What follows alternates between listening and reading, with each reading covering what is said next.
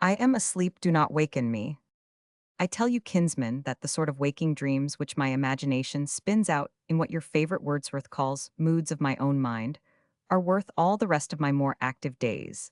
Then, instead of looking forwards, as I did in youth and forming, for myself fairy palaces upon the verge of the grave, I turn my eyes backward upon the days and manners of my better time, and the sad yet soothing recollections come so close and interesting that I almost think it sacrilege to be wiser or more rational or less prejudiced than those to whom I looked up in my younger years. I think I now understand what you mean, I answered, and can comprehend why you should occasionally prefer the twilight of illusion to the steady light of reason. Where there is no task, she rejoined, to be performed, we may sit in the dark if we like it. If we go to work, we must ring for candles. And amidst such shadowy and doubtful light, continued I, imagination frames her enchanted and enchanting visions, and sometimes passes them upon the senses for reality. Yes, said Aunt Margaret, who is a well-read woman to those who resemble the translator of Tasso. Prevailing poet whose undoubting mind believed the magic wonders which he sung.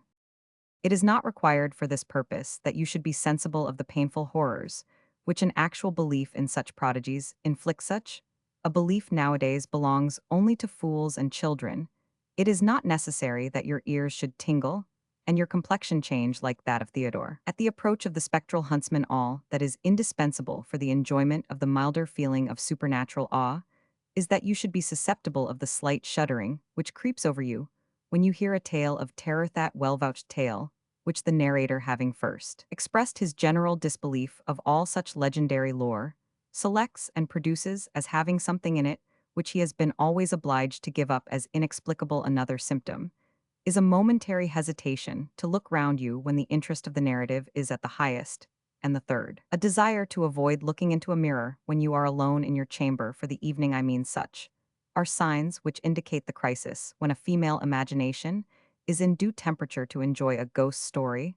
I do not pretend to describe those which express the same disposition in a gentleman. This last symptom, dear Anne, of shunning the mirror, seems likely to be a rare occurrence amongst the fair sex. You are a novice in toilet fashions, my dear kinsman. All women consult the looking-glass with anxiety before they go into company, but when they return home, the mirror has not the same charm. The die has been cast.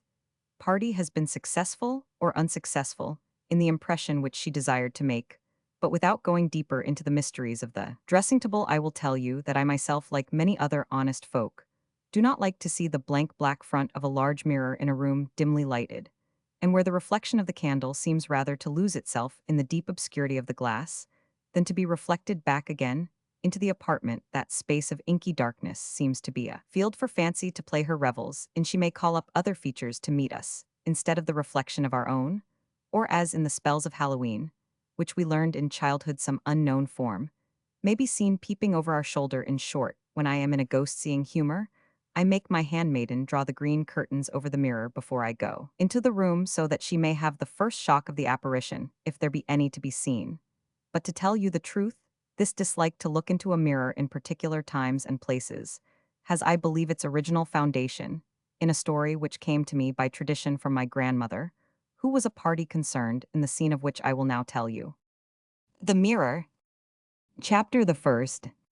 You are fond, said my aunt, of sketches of the society which has passed away. I wish I could describe to you Sir Philip Forster, the chartered libertine of Scottish good company, about the end of the last century. I never saw him indeed, but my mother's traditions were full of his wit, gallantry, and dissipation. This gay knight flourished about the end of the 17th and beginning of the 18th century. He was the Sir Charles Easy, and the Lovelace of his day, and country renowned for the number of duels he had fought, and the successful intrigues which he had carried on. The supremacy which he had attained in the fashionable world was absolute, and when we combine with it one or two anecdotes for which, if laws were made for every degree, he ought certainly to have been hanged, the popularity of such a person really serves to show either that the present times are much more decent, if not more virtuous, than they formerly were, or that high breeding then was of more difficult attainment than that which is now so called, and consequently entitled the successful professor to a proportionable degree of plenary indulgences and privileges no beau of this day could have borne out so ugly a story as that of pretty Peggy Grindstone, the miller's daughter at Sillermilset, had wellnigh made work for the Lord Advocate, But it hurt Sir Philip Forrester, no more than the hail hurts the hearthstone. He was as well received in society as ever and dined with the Duke of A the day. The poor girl was buried, she died of heartbreak. But that has nothing to do with my story. Now you must listen to a single word upon kith, kin, and ally. I promise you I will not be prolix. But it is necessary to the authenticity of my legend that you should know that Sir Philip Forrester, with his handsome person, elegant accomplishments, and fashionable manners, married the younger Miss Falconer of King's Copeland. The elder sister of this lady had previously become the wife of my grandfather, Sir Geoffrey Bothwell, and brought into our family a good fortune. Miss Jemima, or Miss Jemmy Falconer, as she was usually called, had also about £10,000 sterling, thought a very handsome portion indeed. The two sisters were extremely different, though each had their admirers. While they remained single, Lady Bothwell had some touch of the old King's Copeland blood about her.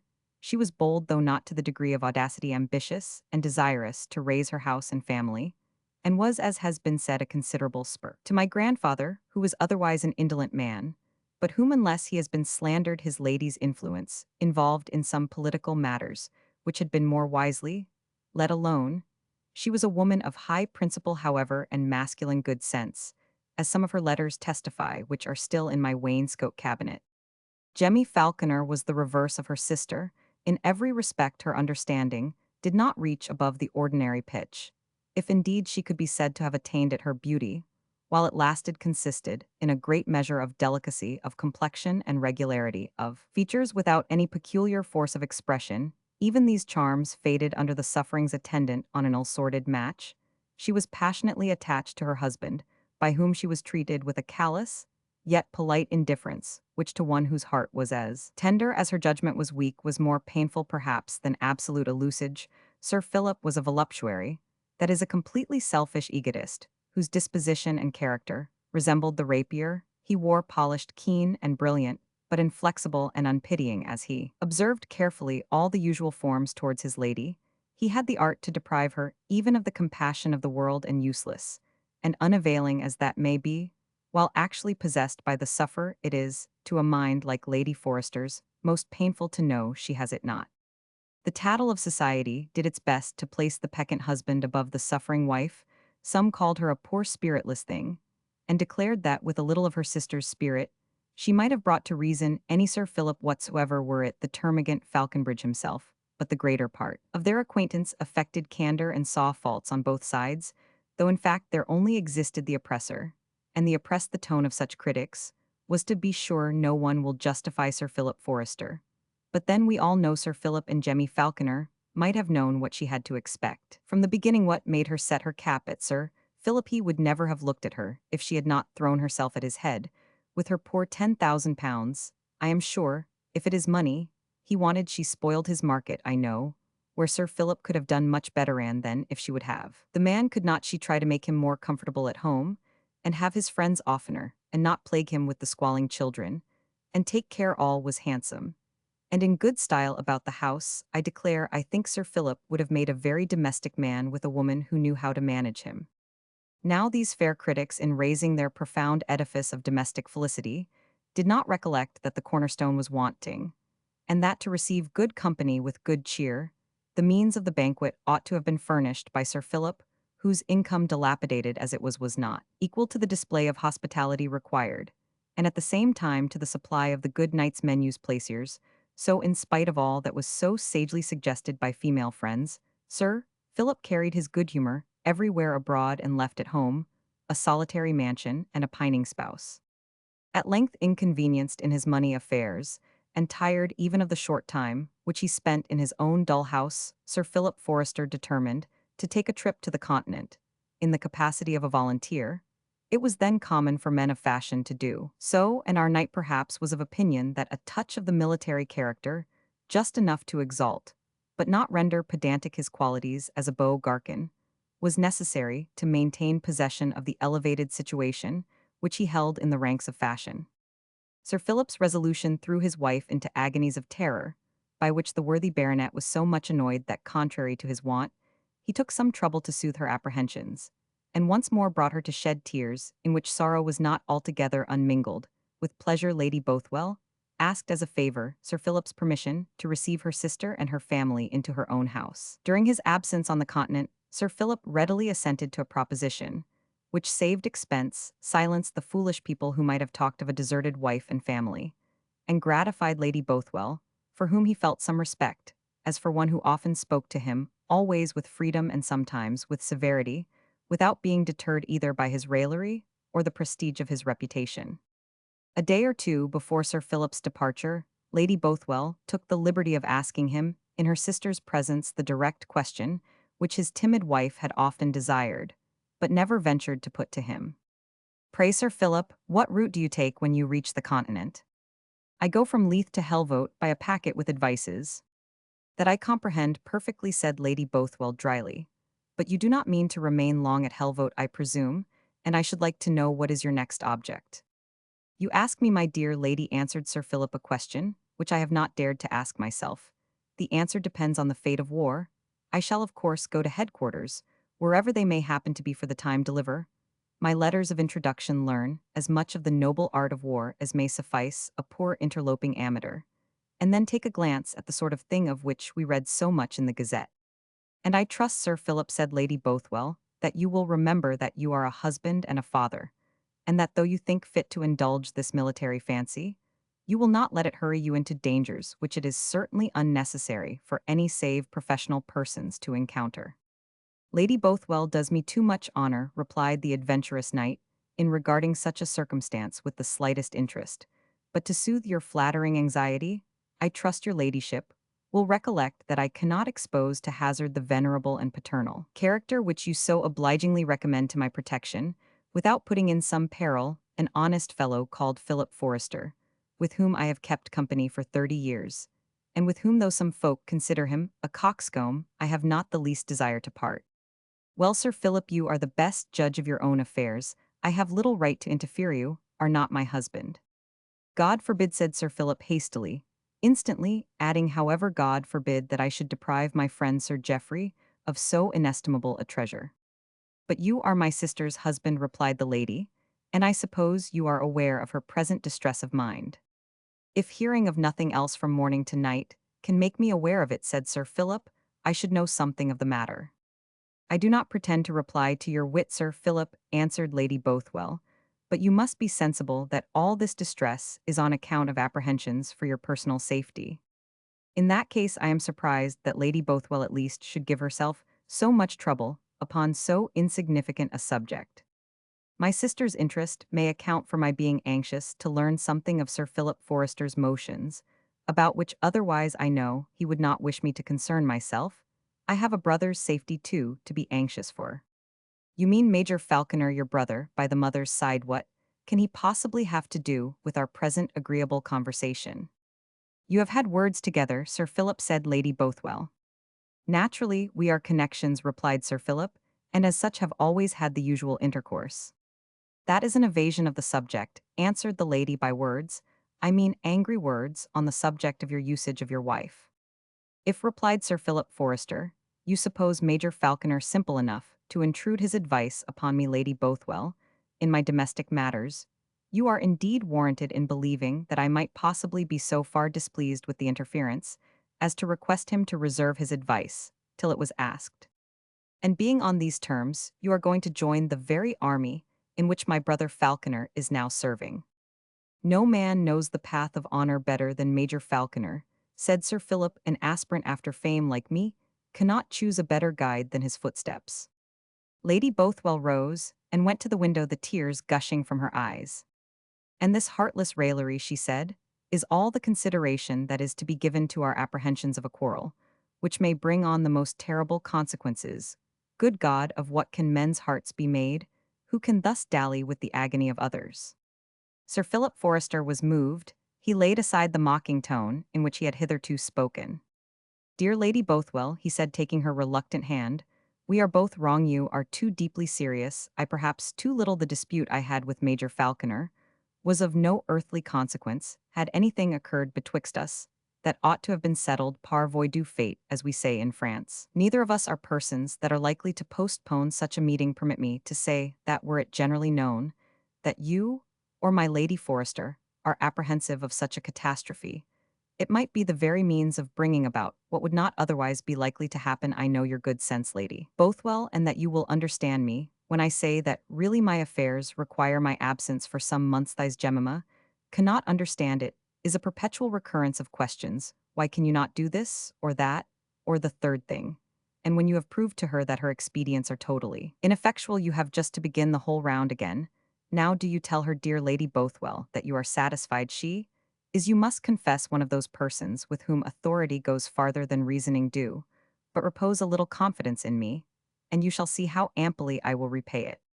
Lady Bothwell shook her head as one but half satisfied how difficult it is to extend confidence when the basis on which it ought to rest has been so much shaken.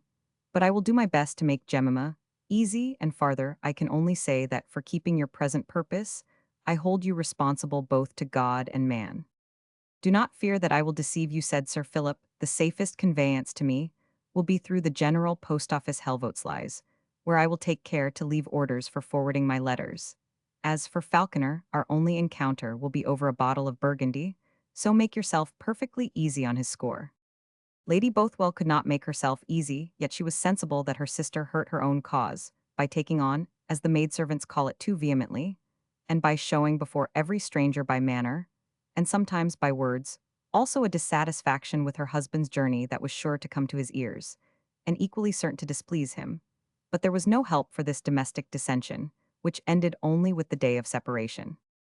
I am sorry I cannot tell with precision the year in which Sir Philip Forrester went over to Flanders, but it was one of those in which the campaign opened with extraordinary fury, and many bloody though indecisive skirmishes were fought between the French on the one side, and the Allies on the other. In all our modern improvements, there are none perhaps greater than in the accuracy and speed with which intelligence is transmitted from any scene of action to those in this country, whom it may concern. During Marlborough's campaigns, the sufferings of the many who had relations in or along with the army, were greatly augmented by the suspense in which they were detained for weeks, after they had heard of bloody battles, in which in all probability those for whom their bosoms throbbed with anxiety had been personally engaged. Amongst those who were most agonized by this state of uncertainty was the, I had almost said, deserted wife of the gay Sir Philip Forrester.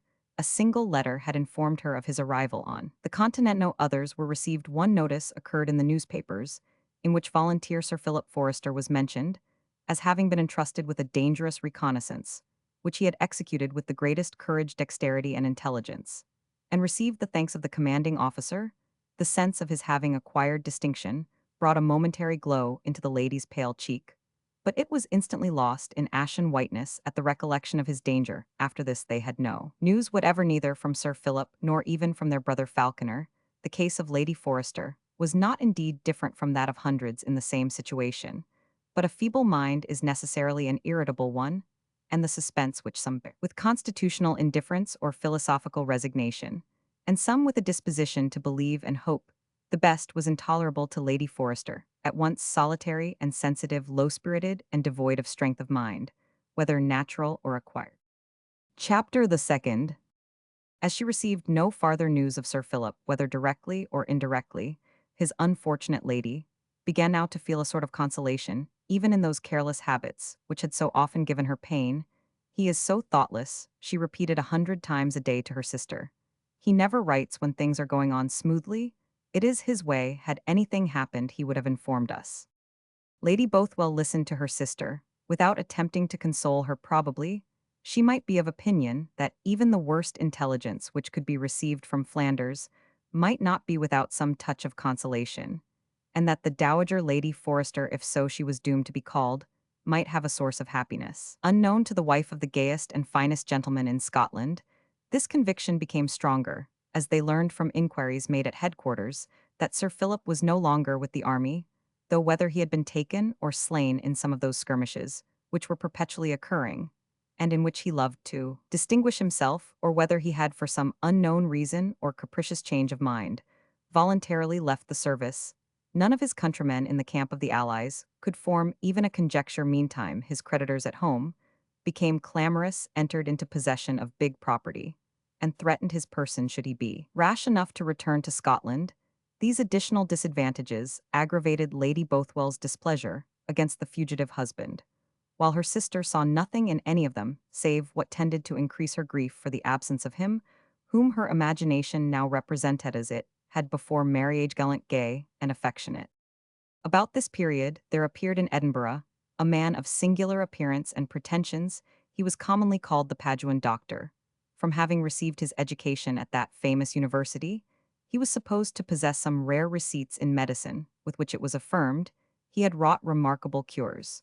But though on the one hand the physicians of Edinburgh termed him an empiric, there were many persons, and among them some of the clergy, who, while they admitted the truth of the cures and the force of his remedies, alleged that Dr. Baptisti Damiati made use of charms and unlawful arts in order to obtain success in his practice.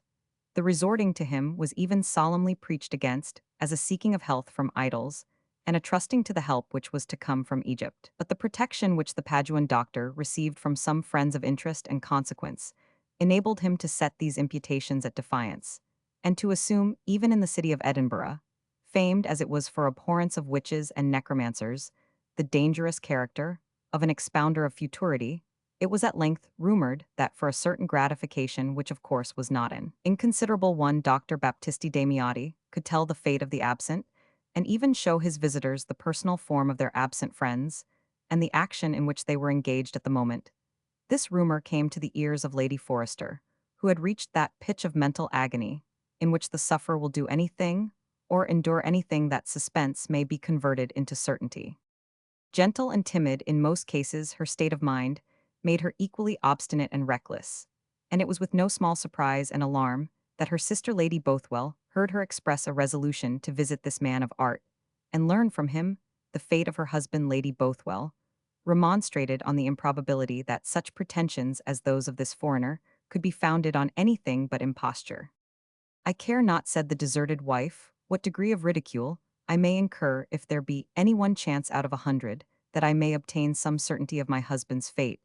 I would not miss that chance for whatever else the world can offer me." Lady Bothwell next urged the unlawfulness of resorting to such sources of forbidden knowledge. "Sister," replied the sufferer, "he who is dying of thirst cannot refrain from drinking poisoned water. She who suffers under suspense must seek information. Even were the powers which offer it unhallowed and infernal, I go to learn my fate alone, and this very evening will I know it. The sun that rises tomorrow shall find me, if not more happy, at least more resigned."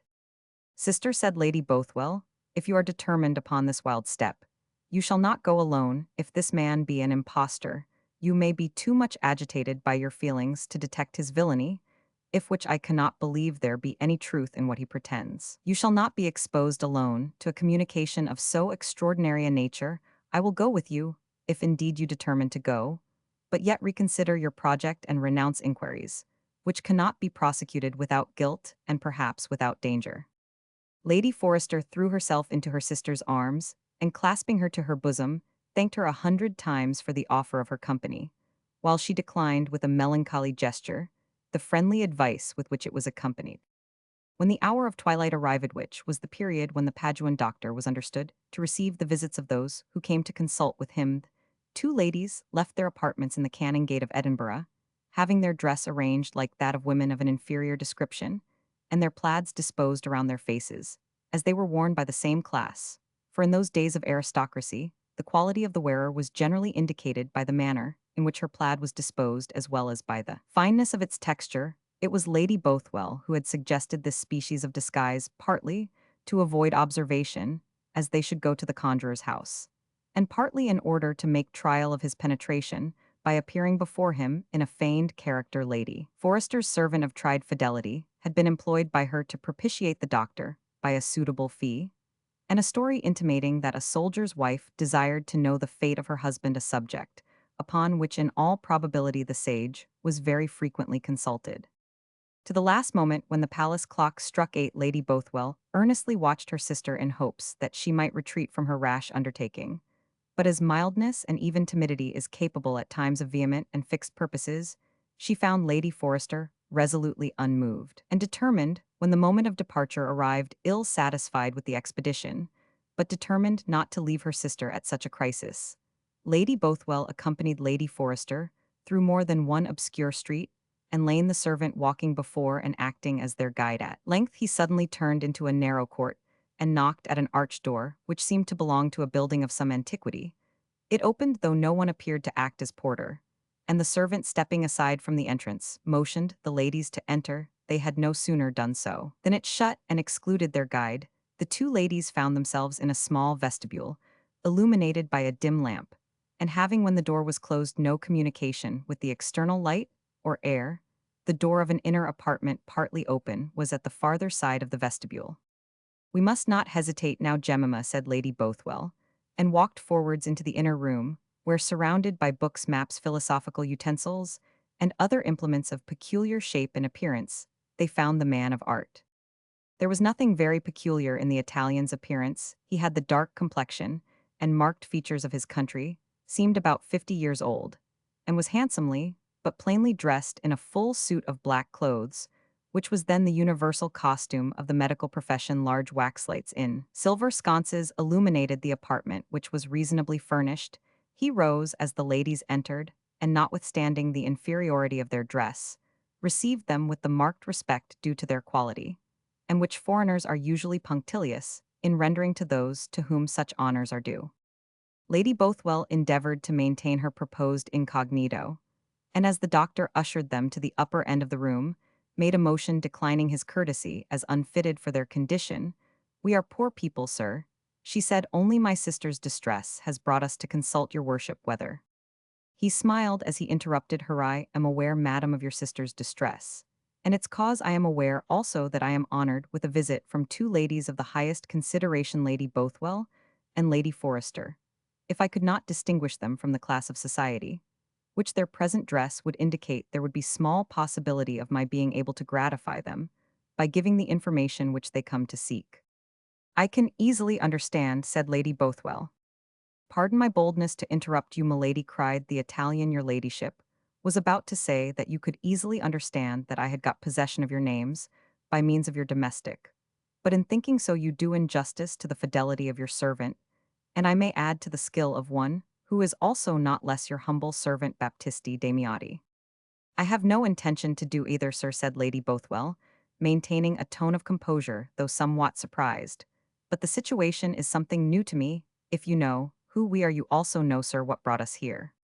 "Curiosity to know the fate of a Scottish gentleman of rank, now or lately, upon the continent," answered the seer. "His name is Il Cavaliero Filippo Forrester, a gentleman who has the honor to be husband to this lady, and with your ladyship's permission, for using plain language, the misfortune not to value, as it deserves, that inestimable advantage." Lady Forrester sighed deeply, and Lady Bothwell replied, "Since you know our object without our telling it, the only question that remains is whether you have the power to relieve my sister's anxiety." "I have, madam," answered the Paduan scholar, "but there is still a previous inquiry. Have you the courage to behold, with your own eyes, what the Cavaliero Filippo Forrester is now doing, or will you take it on my report?" "That question my sister must answer for herself," said Lady Bothwell.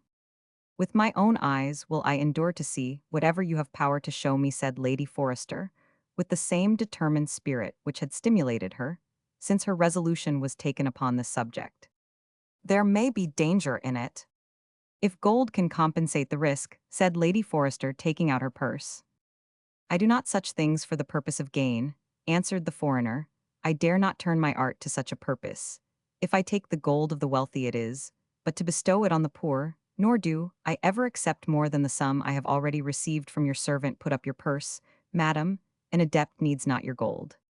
Lady Bothwell, considering this rejection of her sister's offer as a mere trick of an empiric to induce her to press a larger sum upon him, and willing that the scene should be commenced and ended, offered some gold in turn, observing that it was only to enlarge the sphere of his charity.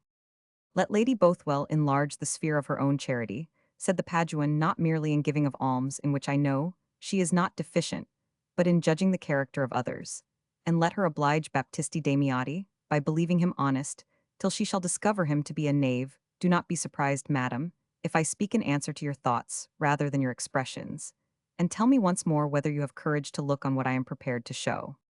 "I own, sir," said Lady Bothwell, "that your words strike me with some sense of fear, but whatever my sister desires to witness, I will not shrink from witnessing along with her. Nay, the danger only consists in the risk of your resolution failing you the sight, can only last for the space of 7 minutes, and should you interrupt the vision by speaking a single word, not only would the charm be broken, but some danger might result to the spectators. But if you can remain steadily silent for the 7 minutes, your curiosity will be gratified without the slightest risk. And for this, I will engage my honor. Internally, Lady Bothwell thought the security was but an indifferent one, but she suppressed the suspicion, as if she had believed that the adept whose dark features wore a half-formed smile could in reality read even her most secret reflections. A solemn pause then ensued, until Lady Forrester gathered courage enough to reply to the physician as he termed himself that she would abide with firmness and silence the sight which he had promised to exhibit to them. Upon this, he made them a low obeisance, and saying he went to prepare matters to meet their wish, left the apartment, the two sisters hand in hand, as if seeking by that close union to divert any danger which might threaten them, sat down on two seats in immediate contact with each other, Jemima seeking support in the manly and habitual courage of Lady Bothwell, and she, on the other hand, more agitated than she had expected, endeavoring to fortify herself by the desperate resolution which circumstances had forced her sister to assume. The one perhaps said to herself that her sister never feared anything, and the other might reflect that what so feeble a minded woman as Jemima did not fear could not properly be a subject of apprehension to a person of firmness and resolution like herself. In a few moments, the thoughts of both were diverted from their own situation by a strain of music so singularly sweet and solemn that while it seemed calculated to avert or dispel any feeling unconnected with its harmony, increased at the same time the solemn excitation which the preceding interview was calculated to produce. The music was that of some instrument with which they were unacquainted, but circumstances afterwards led my ancestress to believe that it was that of the harmonica which she heard at a much later period in life. When these heaven-born sounds had ceased, a door opened in the upper end of the apartment, and they saw Damiotti standing at the head of 2 or 3 steps signed to them. To advance, his dress was so different from that which he had worn a few minutes before that they could hardly recognize him, and the deadly paleness of his countenance, and a certain rigidity of muscles like that of one whose mind is made up to some strange and daring action, had totally changed the somewhat sarcastic expression with which he had previously regarded them both, and particularly Lady Bothwell. He was barefooted, excepting a species of sandals in the antique fashion. His legs were naked beneath the knees above them. He wore hose, and a doublet of dark crimson silk close to his body, and over that a flowing loose robe, something resembling a surplice of snow-white linen. His throat and neck were uncovered, and his long, straight black hair was carefully combed down at full length. As the ladies approached at his bidding, he showed no gesture of that ceremonious courtesy of which he had been formerly lavish. On the contrary, he made the signal of advance with an air of command, and when arm in arm, and with insecure steps, the sisters approached the spot where he stood, it was with a warning frown that he pressed his finger to his lips. As if reiterating his condition of absolute silence while stalking before them, he led the way into the next apartment. This was a large room hung with black, as if for a funeral. At the upper end was a table, or rather a species of altar covered with the same lugubrious color, on which lay divers objects resembling the usual implements of sorcery. These objects were not indeed visible, as they advanced into the apartment, for the light, which displayed them being only that of 2 expiring lamps, was extremely faint. The master, to use the Italian phrase for persons of this description, approached the upper end of the room with a genuflection like that of a Catholic to the crucifix, and at the same time crossed himself. The ladies followed in silence, and arm in arm. 2 or 3 low, broad steps led to a platform in front of the altar, or what resembled such. Here the sage took his stand, and placed the ladies beside him once more, earnestly repeating by signs his injunctions of silence. The Italian, then extending his bare arm from under his linen vestment, pointed with his forefinger to 5 large flambeaux or torches, placed on each side of the altar. They took fire successively at the approach of his hand, or rather of his finger, and spread a strong light through the room. By this, the visitors could discern that on the seeming altar were disposed 2 naked swords laid crosswise, a large open book, which they conceived to be a copy of the Holy Scriptures, but in a language to them unknown, and beside this mysterious volume was placed a human skull. But what struck the sisters most was a very tall and broad mirror, which occupied all the space behind the altar, and illuminated by the lighted torches, reflected the mysterious articles which were laid upon it. The master then placed himself between the 2 ladies, and pointing to the mirror took each by the hand, but without speaking a syllable. They gazed intently on the polished and sable space to which he had directed their attention. Suddenly, The surface assumed a new and singular appearance. It no longer simply reflected the objects placed before it, but as if it had self-contained scenery of its own objects began to appear within it at first, in a disorderly, indistinct, and miscellaneous manner like form arranging itself out of chaos at length, in distinct and defined shape and symmetry.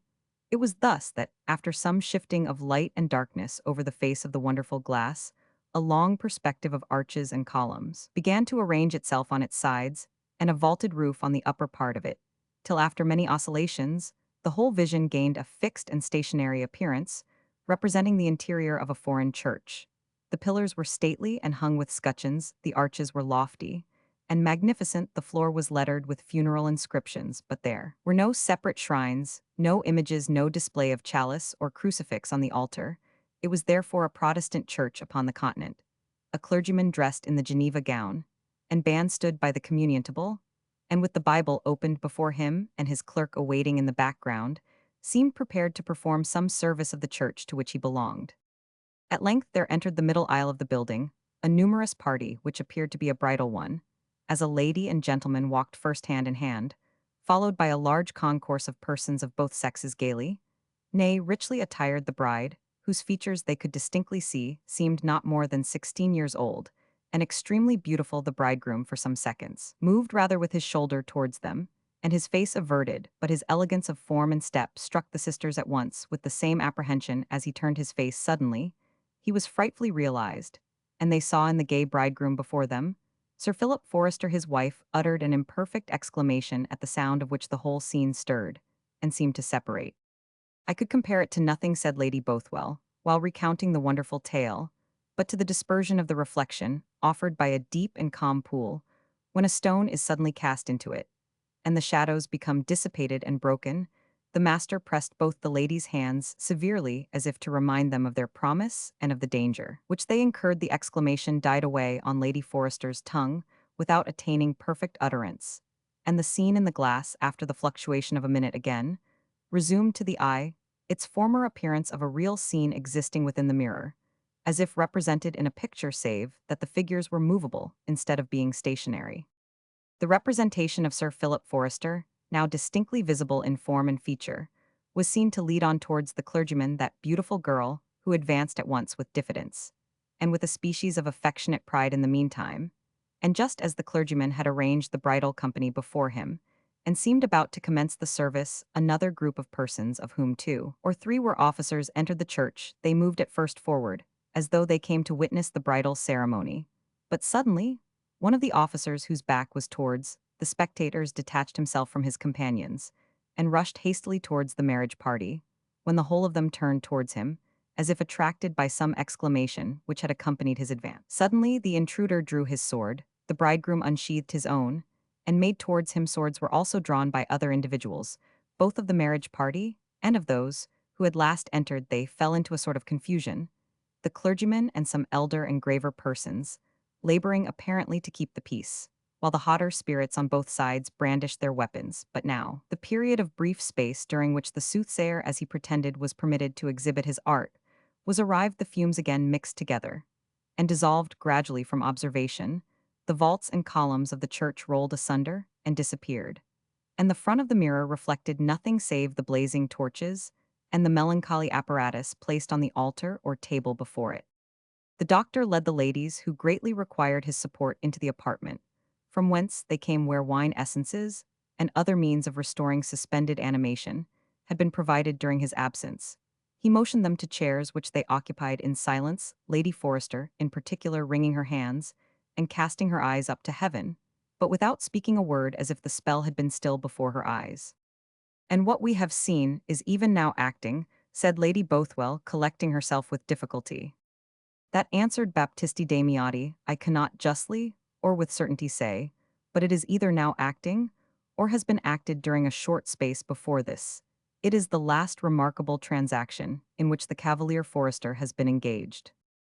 Lady Bothwell then expressed anxiety concerning her sister, whose altered countenance and apparent unconsciousness of what passed around her excited her apprehensions, how it might be possible to convey her home. "I have prepared for that," answered the adept. "I have directed the servant to bring your equipage as near to this place as the narrowness of the street will permit fear not for your sister. But give her, when you return home, this composing draught, and she will be better tomorrow morning few. He added in a melancholy tone, leave this house as well in health, as they entered it, such being the consequence of seeking knowledge by mysterious means. I leave you to judge the condition of those who have the power of gratifying such irregular curiosity. Farewell, and forget not the potion. I will give her nothing that comes from you, said Lady Bothwell. I have seen enough of your art already. Perhaps you would poison us both to conceal your own necromancy. But we are persons who want neither the means of making our wrongs known, nor the assistance of friends to right them. You have had no wrongs from me, madam, said the adept. You sought one, who is little grateful for such honor. He seeks no one, and only gives responses to those who invite and call upon him. After all, you have but learned a little sooner the evil which you must still be doomed to endure. I hear your servants step at the door, and will detain your ladyship and Lady Forrester. No longer. The next packet from the continent will explain what you have partly witnessed. Let it not, if I may advise, pass too suddenly into your sister's hands. So saying, he bid Lady Bothwell good night. She went lighted by the adept to the vestibule, where he hastily threw a black cloak over his singular dress, and opening the door entrusted his visitors to the care of the servant. It was with difficulty that Lady Bothwell sustained her sister to the carriage, though it was only 20 steps distant when they arrived at home. Lady Forrester required medical assistance. The physician of the family attended, and shook his head on feeling her pulse. Here has been, he said, a violent and sudden shock on the nerves. I must know how it has happened. Lady Bothwell admitted they had visited the conjurer, and that Lady Forrester had received some bad news respecting her husband Sir Philip. That rascally quack would make my fortune were he to stay in Edinburgh, said the graduate. This is the 7th nervous case I have heard of his making for me, and all by effect of terror. He next examined the composing draught, which Lady Bothwell had unconsciously brought in her hand, tasted it, and pronounced it very germane to the matter, and what would save an application to the apothecary. He then paused, and looking at Lady Bothwell, very significantly at length, added, I suppose I must not ask your ladyship anything about this Italian warlock's proceedings. Indeed, doctor, answered Lady Bothwell, I consider what passed as confidential, and though the man may be a rogue, yet as we were fools enough to consult him, we should, I think, be honest enough to keep his counsel. May be a knave come, said the doctor. I am glad to hear your ladyship allows such a possibility in anything that comes from Italy. What comes from Italy may be as good as what connives from Hanover, doctor, but you and I will remain good friends, and that it may be so, we will say nothing of Whig and Tory. Not I, said the doctor, receiving his fee, and taking his hat. A Carolus serves my purpose as well as a Williamus. But I should like to know why old Lady St. Ringens and all that set go about wasting their decayed lungs in puffing this foreign fellow. You had best set him down a Jesuit, as Scrub says. On these terms they parted. The poor patient, whose nerves, from an extraordinary state of tension, had at length become relaxed in as extraordinary a degree, continued to struggle with a sort of imbecility, the growth of superstitious terror, when the shocking tidings were brought from Holland, which fulfilled even her worst expectations.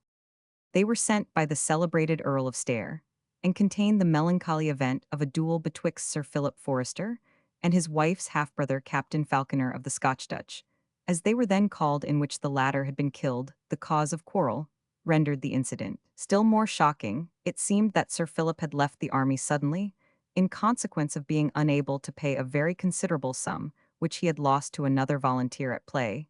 He had changed his name, and taken up his residence at Rotterdam, where he had insinuated himself into the good graces of an ancient and rich burgomaster, and by his handsome person and graceful manners, captivated the affections of his only child, a very young person of great beauty, and the heiress of much wealth delighted with the specious attractions of his proposed son-in-law, the wealthy merchant, whose idea of the British character was too high to admit of his taking any precaution to acquire evidence of his condition, and circumstances gave his consent to the marriage. It was about to be celebrated in the principal church of the city, when it was interrupted by a singular occurrence.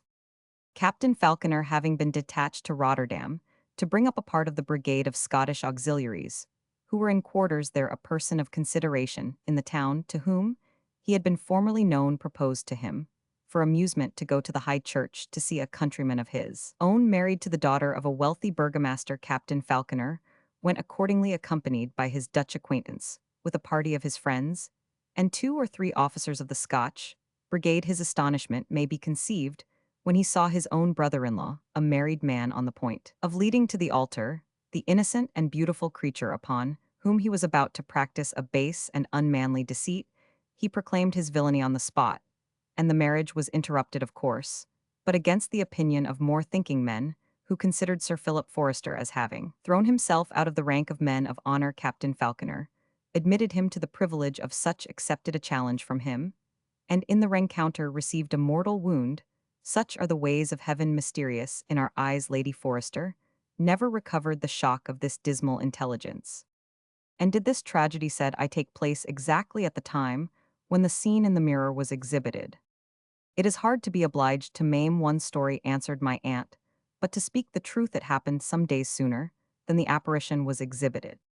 And so there remained a possibility, said I, that by some secret and speedy communication, the artist might have received early intelligence of that incident. The incredulous pretended, so replied my aunt. What became of the adept, demanded Roman 1, why a warrant came down shortly afterwards to arrest him for high treason, as an agent of the Chevalier St. George and Lady Bothwell, recollecting the hints which had escaped the doctor, an ardent friend of the Protestant succession, did then call to remembrance that this man was chiefly prone among the ancient matrons of her own political persuasion. It certainly seemed probable that intelligence from the continent, which could easily have been transmitted by an active and powerful agent, might have enabled him to prepare such a scene of phantasmagoria as she had herself witnessed. Yet there were so many difficulties in assigning a natural explanation that to the day of her death she remained in great doubt on the subject, and much disposed to cut the Gordian knot by admitting the existence of supernatural agency. But my dear aunt, said I, what became of the man of skill? Oh, he was too good a fortune teller not to be able to foresee that his own destiny would be tragical. If he waited the arrival of the man, with the silver greyhound upon his sleeve, he made, as we say, a moonlight flitting, and was nowhere to be seen or heard of some noise. There was about papers or letters found in the house, but it died away, and Dr. Baptisti Damiati was soon as little talked of as Galen or Hippocrates. And Sir Philip Forrester, said I, did he too vanish for ever from the public scene? No, replied my kind informer, he was heard of once more, and it was upon a remarkable occasion. It is said that we Scots, when there was such a nation in existence, have among our full peck of virtues 1 or 2 little barleycorns of vice.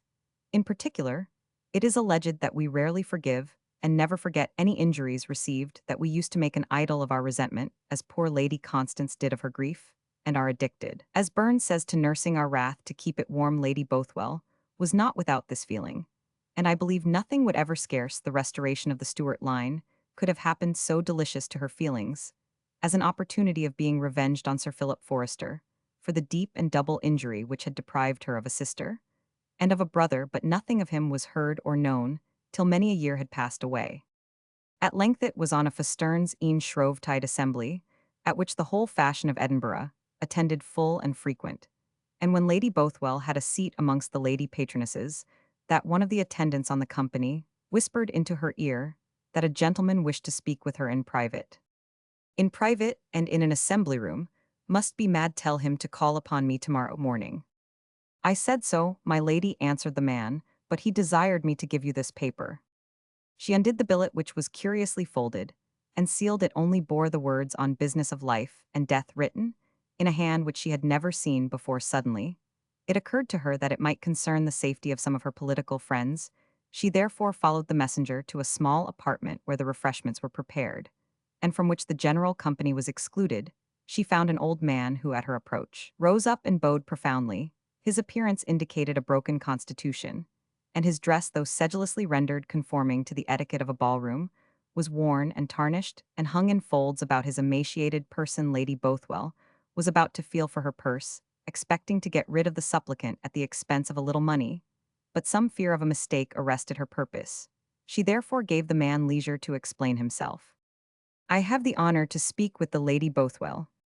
I am Lady Bothwell. Allow me to say that this is no time or place for long explanations. What are your commands with me? Your ladyship, said the old man, had once a sister. True, whom I loved as my own soul. And a brother. The bravest, the kindest, the most affectionate, said Lady Bothwell. Both these beloved relatives you lost by the fault of an unfortunate man, continued the stranger. By the crime of an unnatural blood-minded murderer, said the lady. I am answered, replied the old man, bowing as if to withdraw. Stop, sir, I command you, said Lady Bothwell. Who are you that at such a place and time come to recall these horrible recollections? I insist upon knowing. I am one who intends Lady Bothwell no injury, but on the contrary to offer her the means of doing a deed of Christian charity, which the world would wonder at, and which heaven would reward. But I find her in no temper for such a sacrifice as I was prepared to ask. Speak out, sir, what is your meaning? Said Lady Bothwell. The wretch that has wronged you so deeply, rejoined the stranger, is now on his deathbed. His days have been days of misery, his nights have been sleepless hours of anguish yet. He cannot die without your forgiveness. His life has been an unremitting penancate. He dares not part from his burden while your curses load his soul. Tell him, said Lady Bothwell sternly, to ask pardon of that being whom he has so greatly offended, not of an erring mortal like himself. What could my forgiveness avail him? Much, answered the old man, it will be an earnest of that which he may then venture to ask from his Creator, lady. And from yours, remember, Lady Bothwell, you too have a deathbed to look forward to your soul. May all human souls must feel the awe of facing the judgment seat, with the wounds of an untented conscience raw, and rankling. What thought would it be then, that should whisper, I have given no mercy? How then shall I ask it? Man, whosoever thou mayst be, replied Lady Bothwell, urge me not so cruelly, it would be but blasphemous hypocrisy, low utter with my lips the words which every throb of my heart protests against. They would open the earth, and give to light the wasted form of my sister, bloody form of my murdered brother. Forgive him never, never. Great God, cried the old man, holding up his hands, is it thus the worms which thou hast called out of dust obey the commands of their Maker? Farewell, proud and unforgiving woman, exult that thou hast added to a death in want and pain the agonies of religious despair. But never again mock heaven by petitioning for the pardon which thou host refused to grant. He was turning from her. Stop, she exclaimed, I will try, yes, I will try to pardon him. Gracious lady, said the old man, you will relieve the overburdened soul, which dare not sever itself from its sinful companion of earth. Without being at peace with you, what do I know your forgiveness may perhaps preserve for penitence, the dregs of a wretched life? Ha, said the lady, as a sudden light broke on her, it is the villain himself, and grasping Sir Philip Forrester, for it was he, and no other, be the collar, she raised a cry of murder, murder, seized the murderer. At an exclamation so singular in such a place, the company thronged into the apartment, but Sir Philip Forrester was no longer there. He had forcibly extricated himself from Lady Bothwell's hold, and had run out of the apartment, which opened on the landing place of the stair. There seemed no escape in that direction, for there were several persons coming up the steps and others descending. But the unfortunate man was desperate. He threw himself over the balustrade, and alighted safely in the lobby, though a leap of 15 feet at least then dashed into the street, and was lost in darkness. Some of the Bothwell family made pursuit, and had they come up with the fugitive they might have perhaps slain him, for in those days men's blood ran warm in their veins. But the police did not interfere the matter, most criminal having happened long since. And in a foreign land indeed, it was always thought that this extraordinary scene originated in a hypocritical experiment by which Sir Philip desired to ascertain whether he might return to his native country in safety, from the resentment of a family which he had injured so deeply. As the result fell out so contrary to his wishes, he is believed to have returned to the continent, and there died in exile. So closed the tale of the mysterious mirror. The tapestried chamber. Or the lady in the sack. This is another little story from the Keepsake of 1828. It was told to me many years ago by the late Miss Anna Seward, who, among other accomplishments that rendered her an amusing inmate in a country house, had that of recounting narratives of this sort with very considerable effect. Much greater, indeed, than anyone would be apt to guess from the style of her written performances. There are hours and moods when most people are not displeased to listen to such things, and I have heard some of the greatest and wisest of my contemporaries take their share in telling them. August 1831.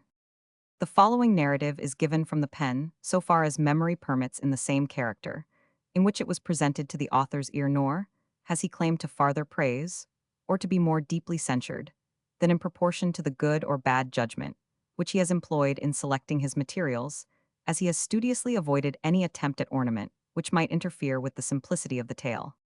At the same time, it must be admitted that the particular class of stories which turns on the marvelous possesses a stronger influence when told than when committed to print the volume taken up at noonday, though rehearsing the same incidents conveys a much more feeble impression than is achieved by the voice of the speaker on a circle of fireside auditors who hang upon the narrative, as the narrator details the minute incidents which serve to give it authenticity and lowers his voice with an affectation of mystery, while he approaches the fearful and wonderful part. It was with such advantages that the present writer heard the following events related more than 20 years since by the celebrated Miss Seward of Lichfield, who to her numerous accomplishments added in a remarkable degree the power of narrative in private conversation. In its present form, the tale must necessarily lose all the interest which was attached to it by the flexible voice and intelligent features of the gifted narrator, yet still read aloud to an undoubting audience by the doubtful light of the closing evening, or in silence by a decaying taper, and amidst the solitude of a half-lighted apartment, it may redeem its character as a good ghost story. Miss Seward always affirmed that she had derived her information from an authentic source, although she suppressed the names of the two persons chiefly concerned.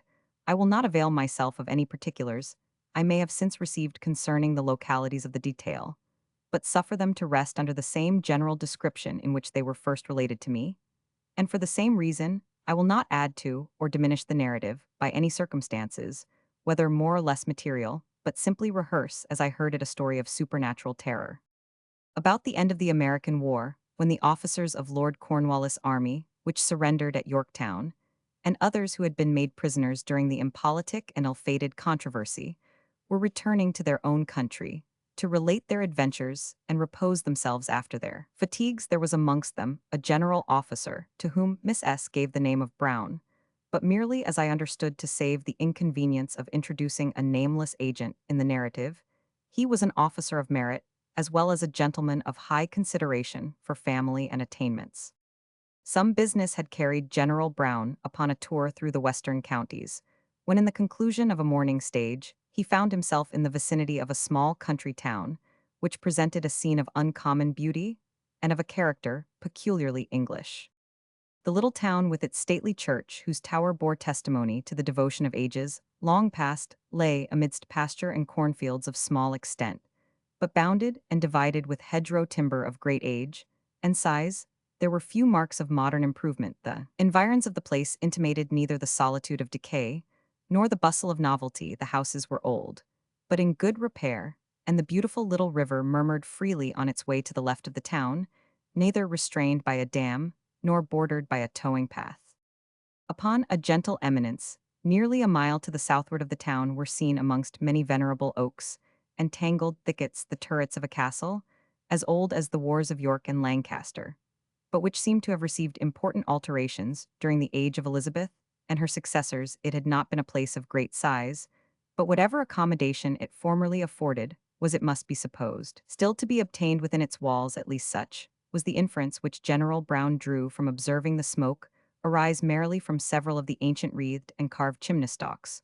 The wall of the park ran alongside of the highway for 200 or 300 yards, and through the different points by which the eye found glimpses into the woodland scenery, it seemed to be well stocked. Other points of view opened in succession, now a full one of the front of the old castle, and now a side glimpse at its particular towers, the former rich in all the bizarrerie of the Elizabethan school, while the simple arid solid strength of other parts of the building seemed to show that they had been raised more for defense than ostentation. Delighted with the partial glimpses which he obtained of the castle through the woods and glades by which this ancient feudal fortress was surrounded, our military traveler was determined to inquire whether it might not deserve a nearer view, and whether it contained family pictures or other objects of curiosity worthy of a stranger's visit. When leaving the vicinity of the park, he rolled through a clean and well-paved street and stopped at the door of a well-frequented inn.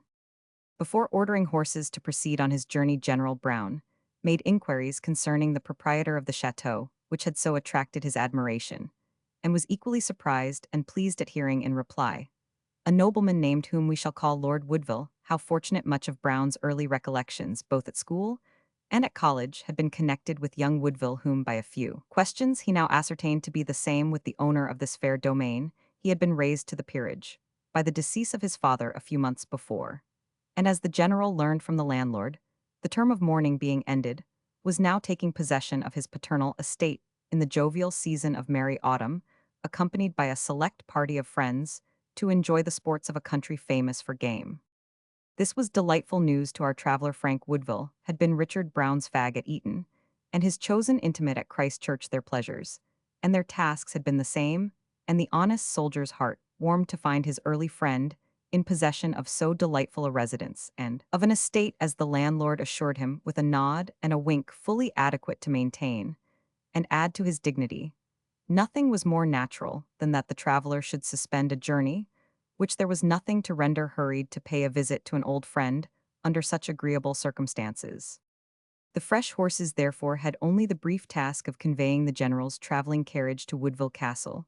A porter admitted them at a modern Gothic lodge built in that style to correspond with the castle itself, and at the same time rang a bell to warning of the approach of visitors. Apparently, the sound of the bell had suspended the separation of the company bent on the various amusements of the morning, for on entering the court of the chateau, several young men were lounging about in their sporting dresses looking at and criticizing the dogs which the keepers held in readiness to attend their pastime.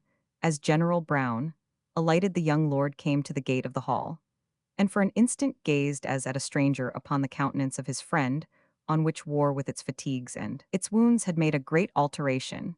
But the uncertainty lasted no longer than till the visitor had spoken, and the hearty greeting which followed was such as can only be exchanged betwixt those who have passed together the merry days of careless boyhood or early youth.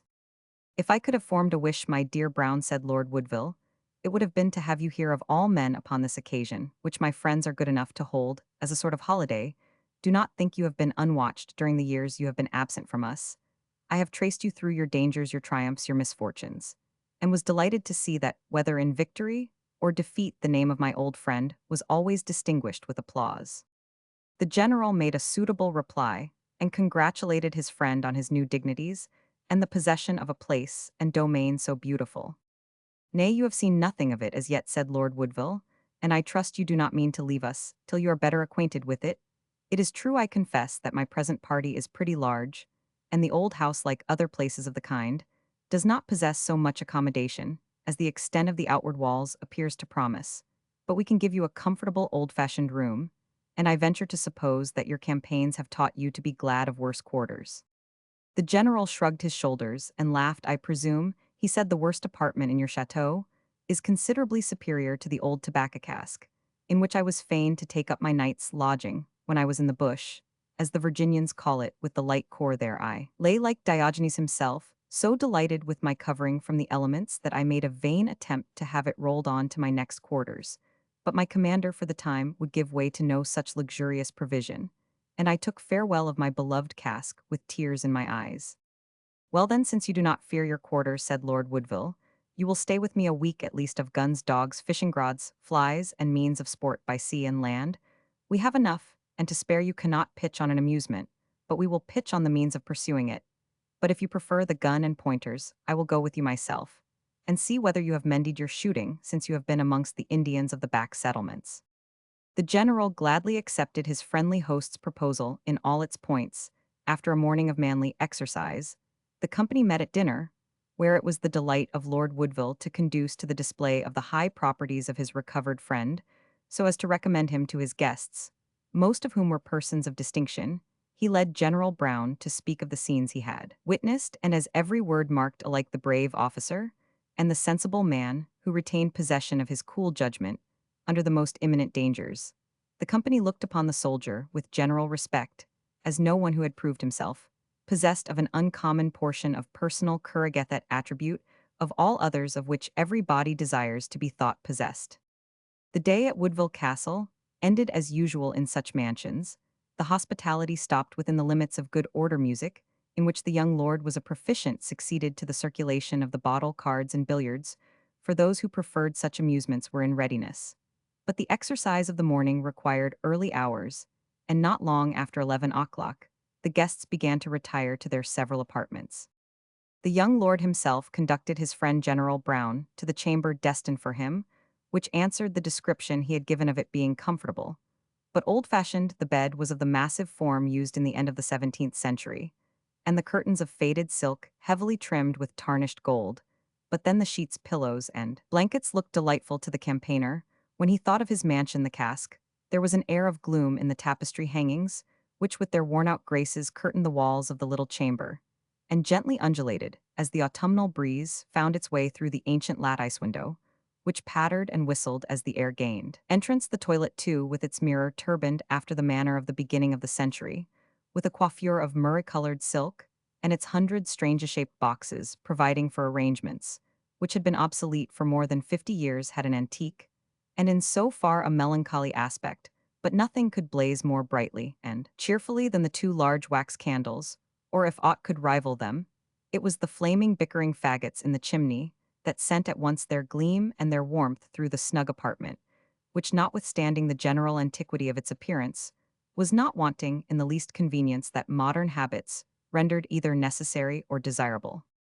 "This is an old-fashioned sleeping apartment, General," said the young lord, "but I hope you will find nothing that makes you envy your old tobacco cask." "I am not particular respecting my lodgings," replied the general, "yet, were I to make any choice, I would prefer this chamber, by many degrees, to the gayer and more modern rooms of your family mansion. Believe me that, when I unite its modern air of comfort with its venerable antiquity, and recollect that it is your lordship's property, I shall feel in better quarters here than if I were in the best hotel London could afford. I trust I have no doubt that you will find yourself as comfortable as I wish you, my dear general," said the young nobleman, and once more bidding his guest good night, he shook him by the hand and withdrew.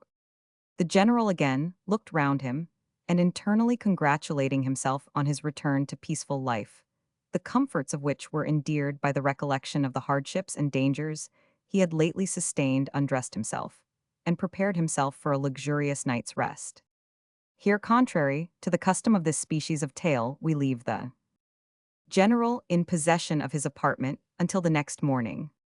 The company assembled for breakfast at an early hour, but without the appearance of General Brown, who seemed the guest that Lord Woodville was desirous of honoring above all whom his hospitality had assembled around him. He more than once expressed surprise at the general's absence, and at length sent a servant to make inquiry after him.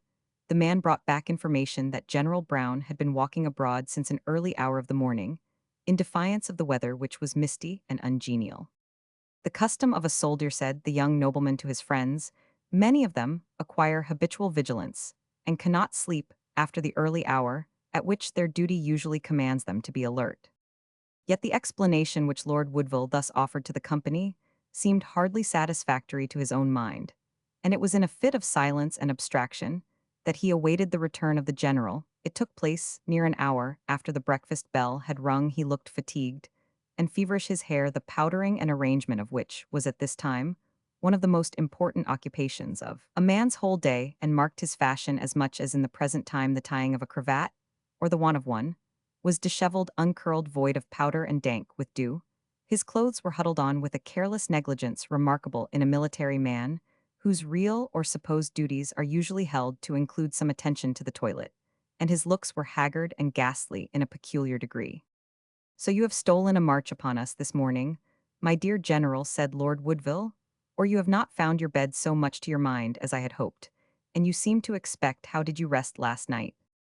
"Oh, excellently well, remarkably well, never better in my life," said General Brown rapidly, and yet with an air of embarrassment which was obvious to his friend.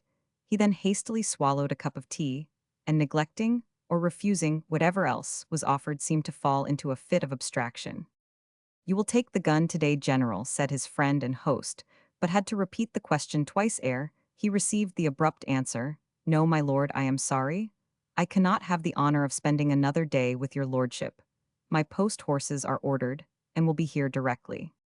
All who were present showed surprise, and Lord Woodville immediately replied, "Post horses? My good friend, what can you possibly want with them, when you promised to stay with me quietly for at least a week?" "I believe," said the general, obviously much embarrassed, "that I might, in the pleasure of my first meeting with your lordship, have said something about stopping here a few days, but I have since found it altogether impossible." "That is very extraordinary," answered the young nobleman. "You seemed quite disengaged yesterday, and you cannot have had a summons today, for our post has not come up from the town, and therefore you cannot have received any letters."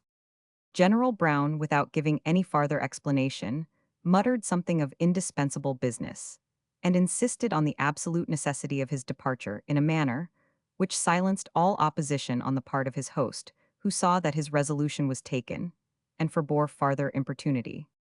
At least, however, he said, permit me, my dear Brown, since go you will or must, to show you the view from the terrace, which the mist that is now rising will soon display.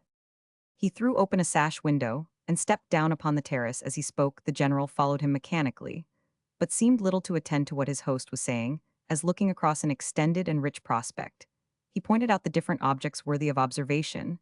Thus they moved on, till Lord Woodville had attained his purpose of drawing his guest entirely apart from the rest of the company, when turning round upon him with an air of great solemnity, he addressed him thus: Richard Brown, my old and very dear friend, we are now alone. Let me conjure you to answer me upon the word of a friend and the honor of a soldier. How did you in reality rest during last night?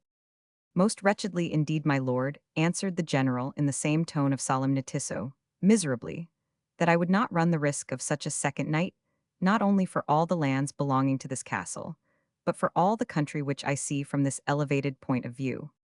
This is most extraordinary, said the young lord, as if speaking to himself. Then there must be something in the reports concerning that apartment. Again, turning to the general, he said, for God's sake, my dear friend, be candid with me, and let me know the disagreeable particulars which have befallen you under a roof, where with consent of the owner you should have met nothing save comfort.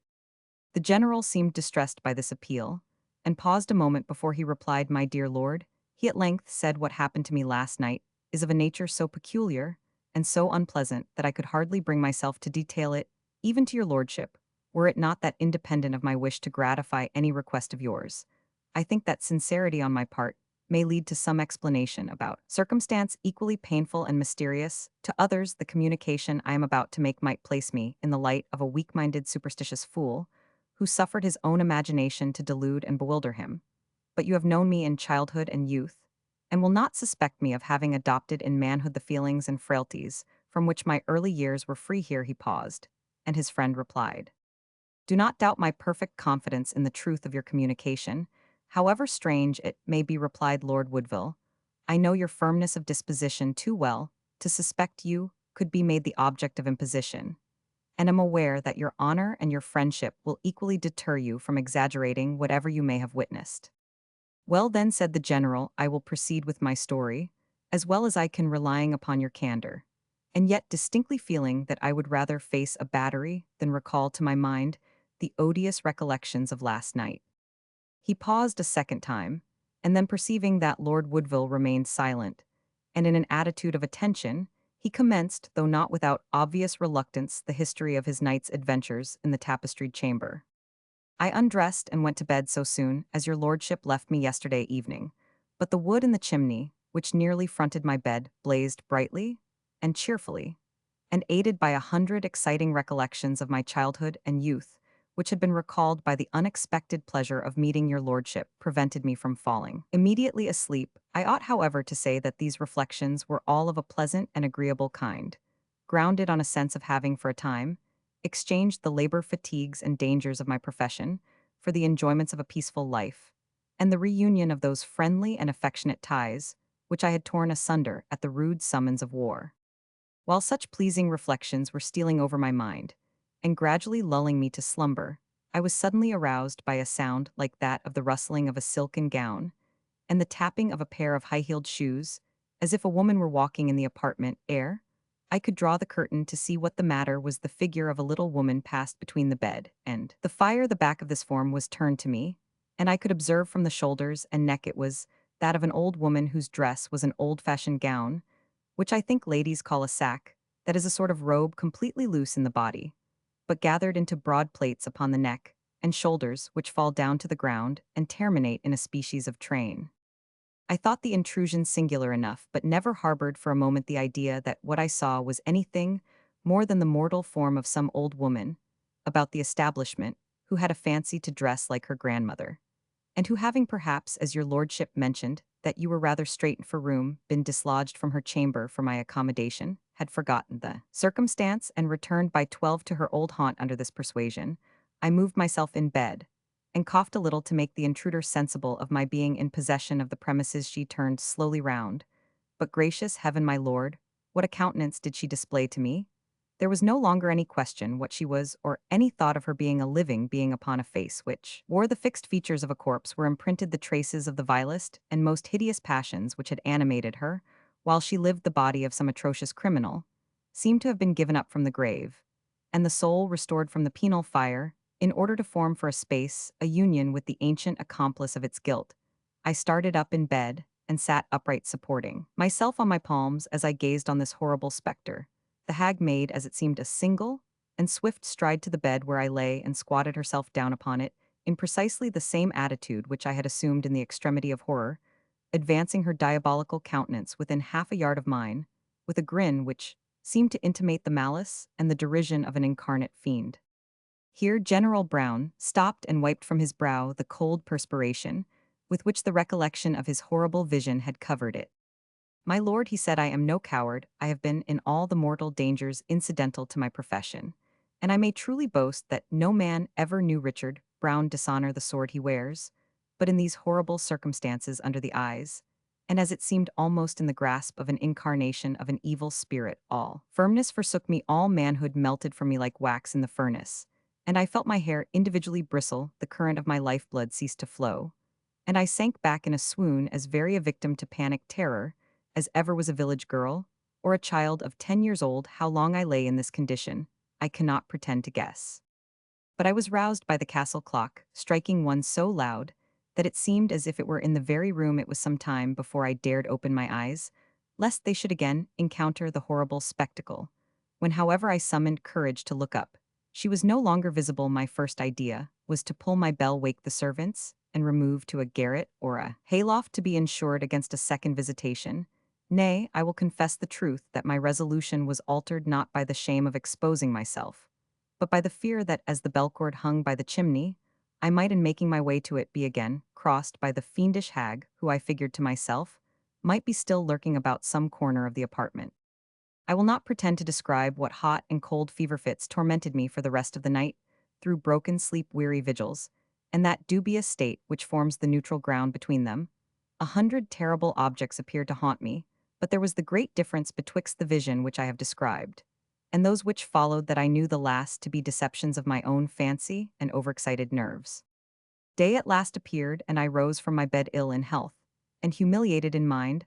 I was ashamed of myself as a man and a soldier, and still more so at feeling my own extreme desire to escape from the haunted apartment, which however conquered all other considerations, so that huddling on my clothes with the most careless haste, I made my escape from your lordship's mansion to seek in the open air some relief to my nervous system, shaken as it was by this horrible encounter with a visitant. For such I must believe her from the other world. Your lordship has now heard the cause of my discomposure, and of my sudden desire to leave your hospitable castle in other places. I trust we may often meet, but God protect me from ever spending a second night under that roof. Strange as the general's tale was, he spoke with such a deep air of conviction that it cut short all the usual commentaries, which are made on such stories. Lord Woodville never once asked him if he was sure he did not dream of the apparition, or suggested any of the possibilities by which it is fashionable to explain supernatural appearances as wild vagaries of the fancy or deceptions of the optic nerves. On the contrary, he seemed deeply impressed with the truth and reality of what he had heard, and after a considerable pause regretted with much appearance of sincerity that his early friend should in his house have suffered so severely. I am the more sorry for your pain, my dear Brown, he continued, that it is the unhappy though most unexpected result of an experiment of my own. You must know that, for my father and grandfather's time, at least the apartment which was assigned to you last night had been shut on account of reports that it was disturbed by supernatural sights and noises. When I came a few weeks since into possession of the estate, I thought the accommodation which the castle afforded for my friends was not extensive enough to permit the inhabitants of the invisible world to retain possession of a comfortable sleeping apartment. I therefore caused the tapestried chamber, as we call it, to be opened, and without destroying its air of antiquity, I had such new articles of furniture placed in it as became the modern times. Yet as the opinion that the room was haunted very strongly prevailed among the domestics, and was also known in the neighborhood, and to many of my friends, I feared some prejudice might be entertained by the first occupant of the tapestried chamber, which might tend to revive the evil report which it had labored under, and so disappoint my purpose of rendering it useful part of the house. I must confess, my dear Brown, that your arrival yesterday, agreeable to me for 1,000 reasons, besides, seemed the most favorable opportunity of removing the unpleasant rumors which attached to the room, since your courage was indubitable, and your mind free of any preoccupation on the subject. I could not therefore have chosen a more fitting subject for my experiment. Upon my life, said General Brown, somewhat hastily, I am infinitely obliged to your lordshippery, particularly indebted, indeed. I am likely to remember for some time the consequences of the experiment, as your lordship is pleased to call it. Nay, now you are unjust, my dear friend, said Lord Woodville. You have only to reflect for a single moment, in order to be convinced that I could not augur the possibility of the pain to which you have been so unhappily exposed. I was yesterday morning a complete skeptic on the subject of supernatural appearances. Nay, I am sure that had I told you what was said about that room, those very reports would have induced you by your own choice to select it for your accommodation. It was my misfortune, perhaps my error, but really cannot be termed my fault that you have been afflicted so strangely. Strangely, indeed, said the general, resuming his good temper, and I acknowledge that I have no right to be offended with your lordship for treating me like what I used to think myself, a man of some firmness and courage. But I see my post horses are arrived, and I must not detain your lordship from your amusement. Nay, my old friend, said Lord Woodville, since you cannot stay with us another day, which indeed I can no longer urge, give me at least half an hour more. You used to love pictures, and I have a gallery of portraits, some of them by Van Dyck, representing ancestry, to whom this property and castle formerly belonged. I think that several of them will strike you as possessing merit. General Brown accepted the invitation, though somewhat unwillingly. It was evident he was not to breathe freely or at ease till he left Woodville Castle far behind him. He could not refuse his friend's invitation, however, and the less so that he was a little ashamed of the peevishness which he had displayed towards his well-meaning entertainer. The general therefore followed Lord Woodville through several rooms into a long gallery, hung with pictures, which the latter pointed out to his guest, telling the names, and giving some account of the personages whose portraits presented themselves in progression. General Brown was but little interested in the details which these accounts conveyed to him. They were indeed of the kind which are usually found in an old family gallery. Here was a cavalier who had ruined the estate in the royal cause, there a fine lady who had reinstated it by contracting a match with a wealthy Roundhead. There hung a gallant who had been in danger for corresponding with the exiled court at St. Germain's. Here one who had taken arms for William at the Revolution, and there a third that had thrown his weight alternately into the scale of Whig and Tory. While Lord Woodville was cramming these words into his guest's ear against the stomach of his sense, they gained the middle of the gallery, when he beheld General Brown suddenly start and assume an attitude of the utmost surprise, not unmixed with fear, as his eyes were caught and suddenly riveted by a portrait of an old lady, in a sack, the fashionable dress of the end of the 17th century. There she is, he exclaimed, there. She is in form and features, though inferior in demoniac expression, to the accursed hag who visited me last night. If that be the case, said the young nobleman, there can remain no longer any doubt of the horrible reality of your apparition. That is the picture of a wretched ancestress of mine, of whose crimes a black and fearful catalogue is recorded in a family history, in my charter chist. The recital of them would be too horrible. It is enough to say that in yon fatal apartment incest and unnatural murder were committed. I will restore it to the solitude to which the better judgment of those who preceded me had consigned it, and never shall anyone, so long as I can prevent it, be exposed to a repetition of the supernatural horrors, which could shake such courage as yours. Thus the friends who had met with such glee parted in a very different mood. Lord Woodville to command the tapestried chamber to be unmantled, and the door built up, and General Brown to seek in some less beautiful country, and with some less dignified friend forgetfulness of the painful night which he had passed in Woodville Castle. Death of the Laird's Jock. The manner in which this trifle was introduced at the time to Mr. Ephroman 1000 Reynolds, editor of the Keepsake of 1828, leaves no occasion for a preface. August 1831. To the editor of the Keepsake. You have asked me, sir, to point out a subject for the pencil, and I feel the difficulty of complying with your request, although I am not certainly unaccustomed to literary composition or a total stranger to the stores of history and tradition, which afford the best copies for the painter's art, but although sicut pictura poesis is an ancient and undisputed axiomal, though poetry and painting both address themselves to the same object of exciting the human imagination by presenting to it pleasing or sublime images of ideal scenes, yet the one conveying itself through the ears to the understanding, and the other applying itself only to the eyes, the subjects which are best suited to the bard or tale-teller, are often totally unfit for painting, where the artist must present in a single glance all that his art has power to tell. Thus the artist can neither recapitulate the past, nor intimate the future. The single now is all which he can present, and hence unquestionably many subjects which delight us in poetry or in narrative, whether real or fictitious, cannot with advantage be transferred to the canvas. Being in some degree aware of these difficulties, though doubtless unacquainted both with their extent and the means by which they may be modified or surmounted, I have nevertheless ventured to draw up the following traditional narrative as a story, in which, when the general details are known, the interest is so much concentrated in one strong moment of agonizing passion that it can be understood and sympathized with at a single glance. I therefore presume that it may be acceptable as a hint to someone among the numerous artists who have of late years distinguished themselves as rearing up and supporting the British school. Enough has been said and sung about the well-contested ground, the warlike borderland, to render the habits of the tribes who inhabited them, before the union of England and Scotland, familiar to most of your readers.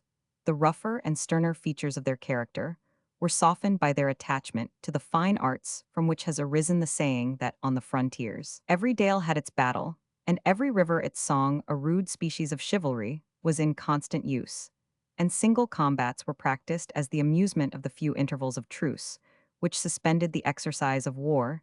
The inveteracy of this custom may be inferred from the following incident. Bernard Gilpin, the apostle of the North, the first who undertook to preach the Protestant doctrines to the border dalesmen, was surprised on entering one of their churches to see a gauntlet or mailglove hanging above the altar. Upon inquiring the meaning of a symbol, so indecorous being displayed in that sacred place, he was informed by the clerk that the glove was that of a famous swordsman, who hung it there as an emblem of a general challenge and gage of battle to any who should dare to take the fatal token down. Reach it to me, said the reverend churchman. The clerk and sexton equally declined the perilous office, and the good Bernard Gilpin was obliged to remove the glove with his own hands, desiring those who were present to inform the champion that he and no other had possessed himself of the gage of defiance. But the champion was as much ashamed to face Bernard Gilpin as the officials of the church had been to displace his pledge of combat. The date of the following story is about the latter years of Queen Elizabeth's reign, and the events took place in Liddesdale, a hilly and pastoral district of Roxburghshire, which on a part of its boundary is divided from England only by a small river. During the good old times of rugging and riving, that is tugging and tearing, under which term the disorderly doings of the warlike age are affectionately remembered, this valley was principally cultivated by the sept or clan of the Armstrongs. The chief of this warlike race was the Laird of Mangertown. At the period of which I speak, the estate of Mangertown, with the power and dignity of chief, was possessed by John Armstrong, a man of great size, strength, and courage. While his father was alive, he was distinguished from others of his clan, who bore the same name, by the epithet of the Laird's Jock, that is to say, the Laird's son Jock, or Jack. This name he distinguished by so many bold and desperate achievements that he retained it even after his father's death, and is mentioned under it both in authentic records and in tradition. Some of his feats are recorded in the minstrelsy of the Scottish border, and others mentioned in contemporary chronicles.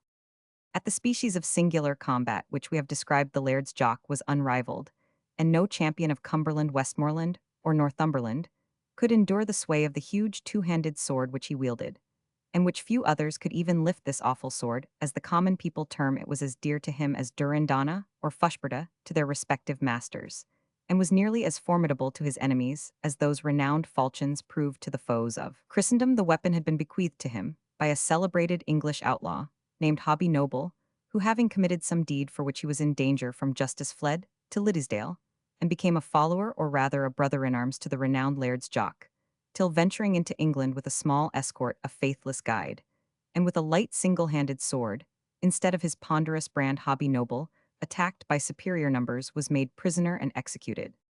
With this weapon, and by means of his own strength and address, the Laird's Jock maintained the reputation of the best swordsman on the border side and defeated or slew many who ventured to dispute with him. The formidable title. But years pass on with the strong and the brave, as with the feeble and the timid in process of time. The Laird's Jock grew incapable of wielding his weapon, and finally of all active exertion, even of the most ordinary kind. The disabled champion became at length totally bedridden, and entirely dependent for his comfort on the pious duties of an only daughter, his perpetual attendant and companion. Besides this dutiful child, the Laird's Jock had an only son upon whom devolved the perilous task of leading the clan to battle and maintaining the warlike renown of his native country, which was now disputed by the English upon many occasions. The young Armstrong was active, brave, and strong, and brought home from dangerous adventures many tokens of decided success. Still, the ancient chief conceived, as it would seem, that his son was scarce, yet entitled by age and experience to be entrusted with the two-handed sword, by the use of which he had himself been so dreadfully distinguished. At length an English champion, one of the name of Foster if I rightly recollect, had the audacity to send a challenge to the best swordsman in Liddesdale, and young Armstrong, burning for chivalrous distinction, accepted the challenge. The heart of the disabled old man swelled with joy when he heard that the challenge was passed and accepted, and the meeting fixed at a neutral spot, used as the place of rencontre upon such occasions, and which he himself had distinguished by numerous victories. He exulted so much in the conquest, which he anticipated, that to nerve his son to still bolder exertions, he conferred upon him, as champion of his clan and province, the celebrated weapon which he had hitherto retained in his own custody. This was not all. When the day of combat arrived, the Laird's Jock, in spite of his daughter's affectionate remonstrances, determined, though he had not left his bed for 2 years, to be a personal witness of the duel. His will was still a law to his people, who bore him on their shoulders, wrapped in plaids and blankets, to the spot where the combat was to take place, and seated him on a fragment of rock, which is still called the Laird's Jock Stone. There he remained with eyes fixed on the lists or barrier, within which the champions were about to meet. His daughter, having done all she could for his accommodation, stood motionless beside him, divided between anxiety for his health and for the event of the combat to her beloved brother heir. Yet the fight began. The old men gazed on their chief, now seen for the first time after several years, and sadly compared his altered features and wasted frame with the paragon of strength and manly beauty, which they once remembered. The young men gazed on his large form and powerful make, as upon some antediluvian giant who had survived the destruction of the flood. But the sound of the trumpets on both sides recalled the attention of every one to the lists surrounded, as they were by numbers of both nations, eager to witness the event of the day. The combatants met. It is needless to describe the struggle. The Scottish champion fell. Foster, placing his foot on his antagonist, seized on the redoubted sword so precious in the eyes of its aged owner, and brandished it over his head. As a trophy of his conquest, the English shouted in triumph, but the despairing cry of the aged champion, who saw his country dishonored, and his sword, long the terror of their race, in possession of an Englishman, was heard high above the acclamations of victory. He seemed for an instant animated by all his wonted power, for he started from the rock on which he sat, and while the garments with which he had been invested fell from his wasted frame, and showed the ruins of his strength, he tossed his arms wildly to heaven, and uttered a cry of indignation, horror, and despair, which tradition says was heard to a preternatural distance, and resembled the cry of a dying lion more than a human sound.